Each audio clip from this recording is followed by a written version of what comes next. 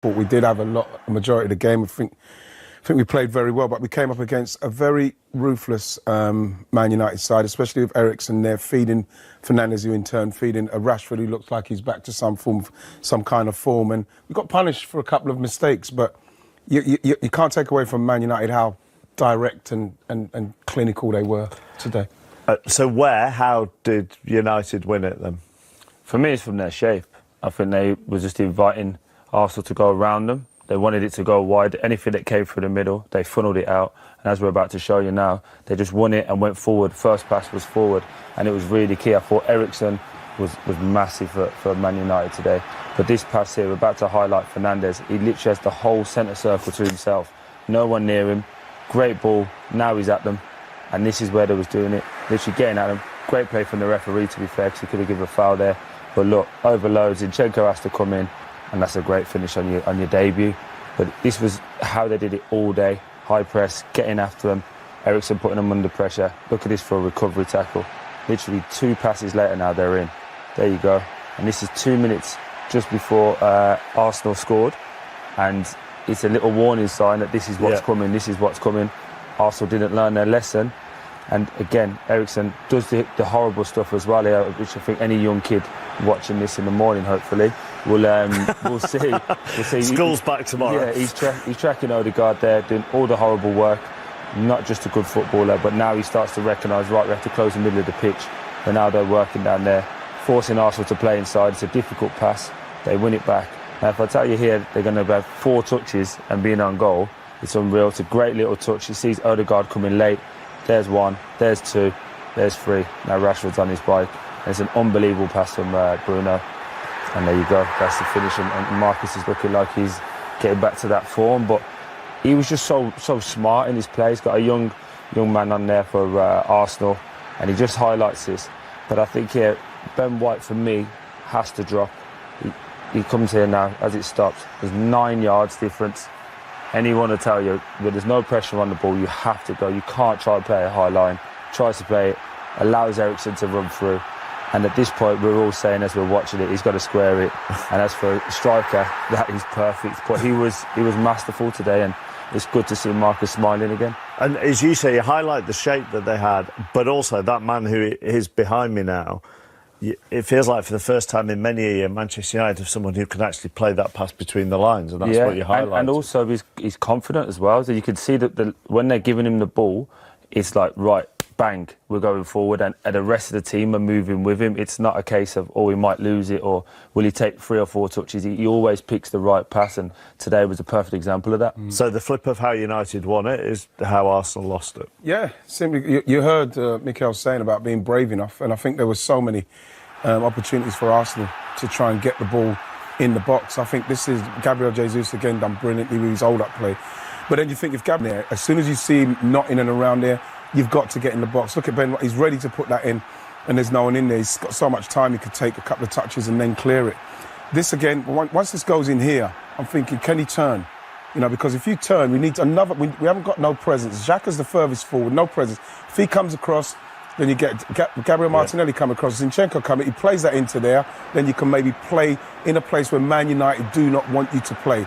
Goes to Saka, and then Ben White makes the overlap, but it doesn't get there. Man United cut it out because there's players coming back and, you know, covering places up there. And you look at Xhaka here, I think that's got to go straight in there. Straight in there. This is what he's talking about, being brave.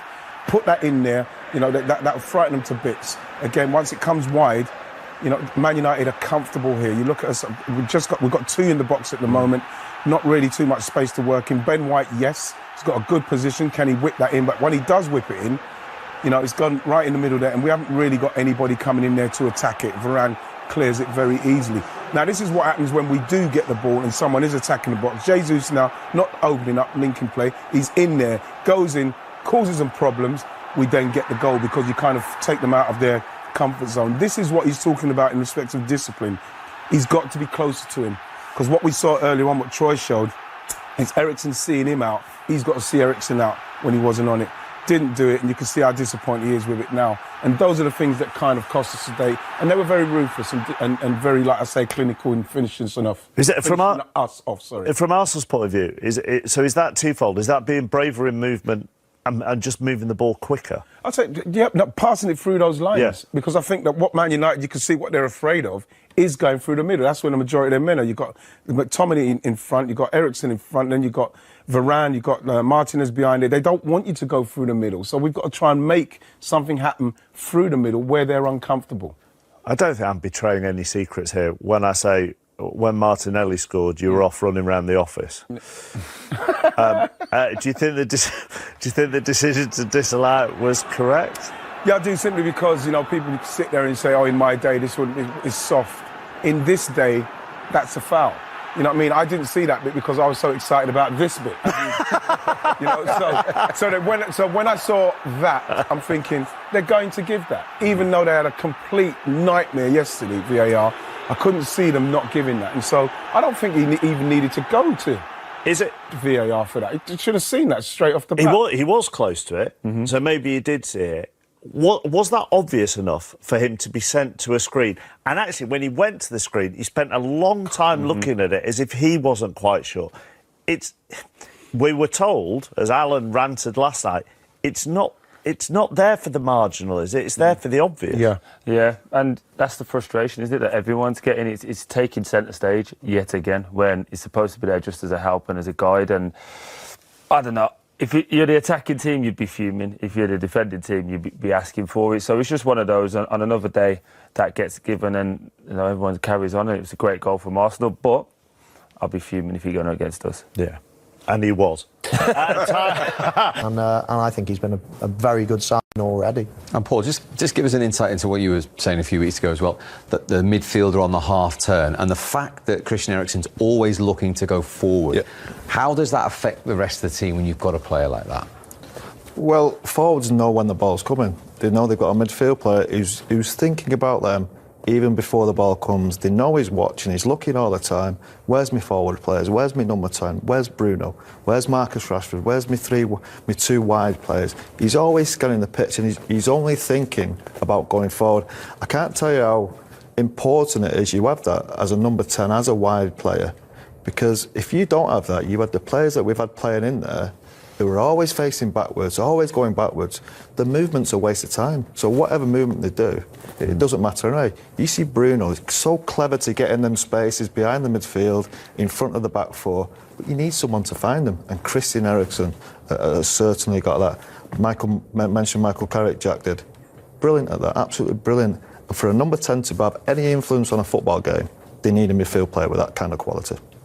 Yeah, I think we stood here. Well, I stood over there with Scholesy a couple of weeks ago, and we saw the difference when you have got the likes of McTominay and Fred coming back to the play with his back and playing back all the time. And if anyone watched that, then they'll absolutely understand what Paul's talking about now in terms of with Eriksen playing. It's just a different way, and Manchester United can actually attack well now instead of it being a struggle constantly. Interesting. OK, so United win the late game. Let's remind